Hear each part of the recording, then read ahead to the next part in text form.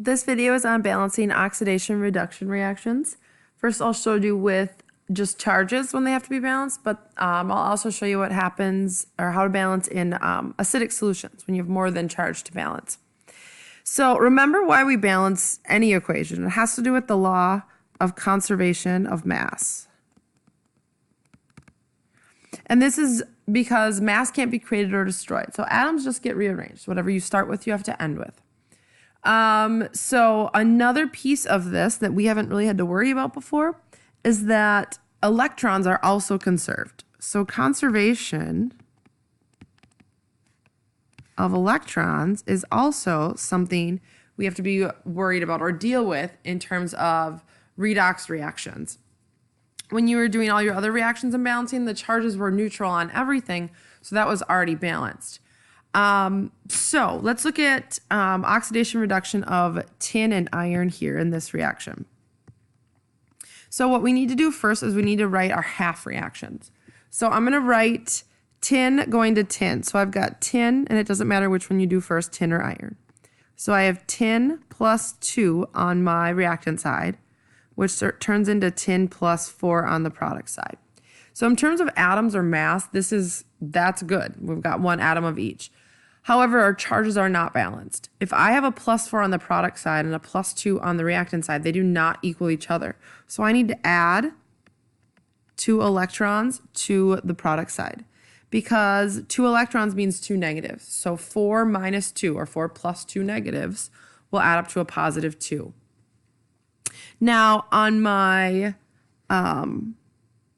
with my iron, I've got Fe plus 3 that turns into Fe plus 2. So atoms are conserved, but my charges are not. So I'm going to have to add 1 electron to this side.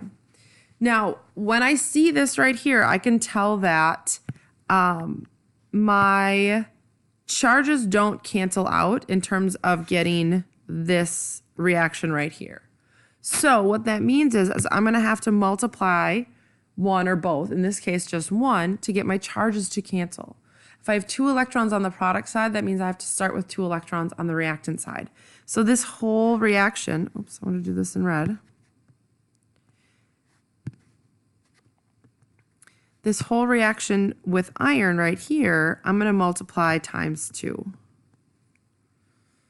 All right, so when I do that, and I'll actually rewrite that one, I'll get 2 electrons plus 2 iron plus 3s, which makes 2 iron plus 2s. So this is now gone. So when I combine these 2 reactions, I can see my 2 electrons turning into 2 electrons. If it exists on both sides, we don't need to write that. But look what everything else is now. That's what I'm going to write. So I have tin plus 2 plus 2 irons that are a plus 3 each turn into tin plus 4 and 2 irons that are a plus 2 each. This one in green right here will be balanced mass or atoms and balanced charges. So let's see. Let's make a note of that. So this one is atoms and charges are balanced.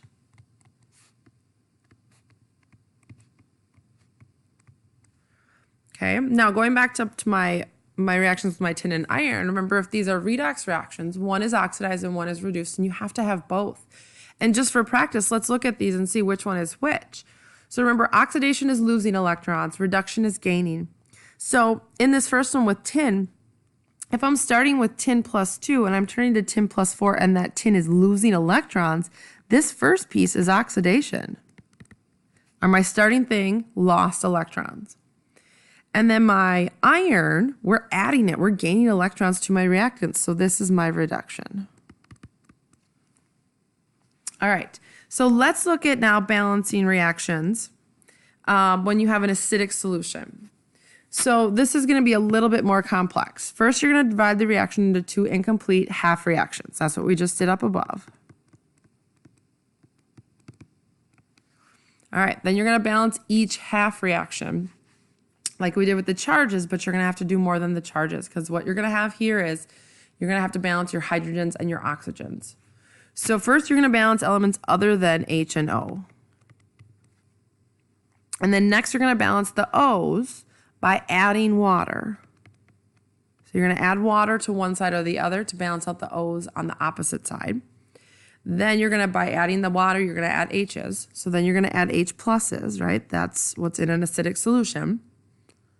And then you're going to balance charges by adding, like we just did, electrons to the side with the greater positive charge. All right, so once you've done that, you're going to multiply each half reaction by an integer. So the electrons lost in one equals the number of gained in the other, just like we did in the last one. Then you're going to have to add your two reactions together, simplify, and check. So kind of this step 2, this is the new piece, okay? So let's do what we did last time. Let's do our half reactions. So we've got our MnO4 minus 1 is going to turn into our Mn plus 2.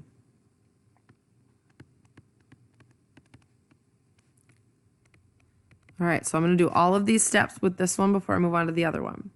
So half reaction, all right, balance each element other than H and O. So I have O's and then I have manganese, and I have one atom of each manganese, so that's good. All right, number 2, balance O atoms by adding H2O. All right, so if I have 4 oxygen atoms on the reactant side here, I'm going to add 4 waters because that's going to add 4 oxygens. Now I'm going to balance out my H's by adding H+. So 4 waters gives me 8 hydrogens. So I'm going to do plus 8 H pluses.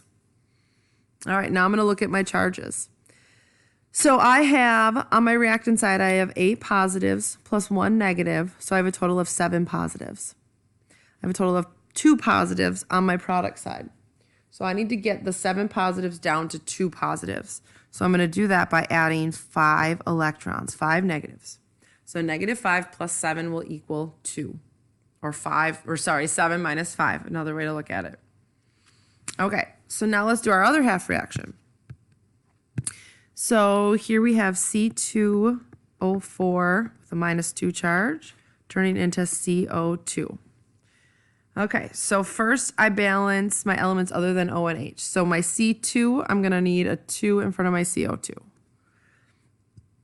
All right, now I'm going to balance my O's. Well, here's what's great. They already are. I've got 4 O's on each side, so I don't have to worry about H's. So now I'm going to do my electrons. I have 2 negatives on my reactant side, and I have 0 on my product side. So I'm going to have to add 2 electrons here. All right, now I need to get my electrons to cancel out. So if I have 5 and 2, my lowest common denominator, like you've done in math, would be 10. That's the lowest number they both multiply into. So I'm going to take this one on top, my manganese, times 2. And then my other one is going to be times 5. Okay, so now I'm going to rewrite these both so that it'll be easier for me to go through and kind of see what cancels.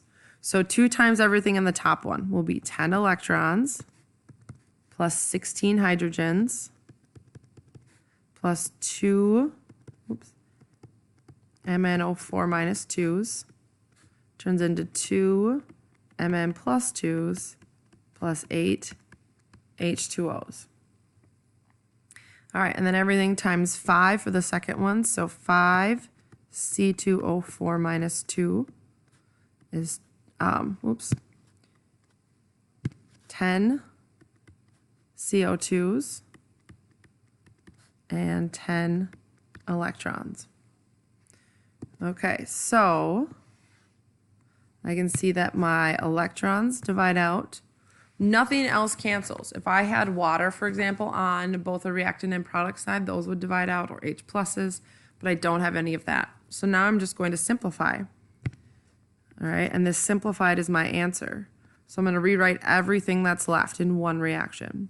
So I've got 16H plus 2 MnO4 minus 2 plus 5 C2O4 minus 2 gives me 2 Mn plus 2 plus 8 H2O plus 10 CO2. So this in purple is my answer. Now I'm going to make sure everything's balanced.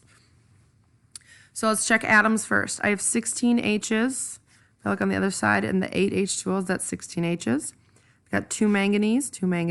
I've got 8 oxygen here, plus 20 gives me 28. And I've got 8 in the water, plus 20 from the CO2, so 28. And I've got 5 times 2 is 10 carbons and 10 carbons. So atoms are balanced. Let's check our charges. I've got 16 positives. This right here would be a -4. And then this right here would be a -10. So that overall, 16 positives minus 14 would be a +2. On my product side, I see I have a +2. So this right here in purple is my balanced reaction. So in terms of just balancing, if you don't have elements besides just whatever's oxidized or reduced, you just look at charges like we did here. If you have more elements like H and O, you're gonna have to follow these steps. And we'll do a bunch of practice of this so that you feel more comfortable with doing this without, just memorizing the steps. You're actually thinking about what's happening.